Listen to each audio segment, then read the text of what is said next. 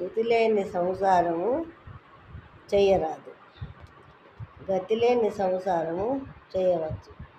ఉప్పు ఉంటే కారం లేక, కారం ఉంటే ఉప్పు లేక, ఓటు ఉంటే ఓటు లేకున్నా చేయవచ్చు. కానీ భార్యాభర్తల్ని ఒక్క మాట అయితే సంసారం బాగుంటుంది.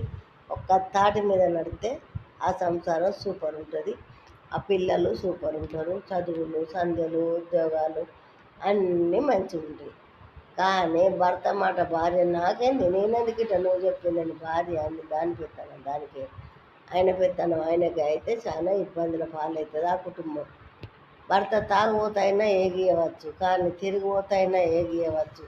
కానీ అనుమానపోతైతే ఆ భార్యకున్న నరకం ఎవరికీ ఉండదు. అది నరకానికి పోయినా కూడా ఆ బాధ ఉండదు. సరేనా? జాగ్రత్తగా ఉండు బిడ్డలారా అందరూ కూడా.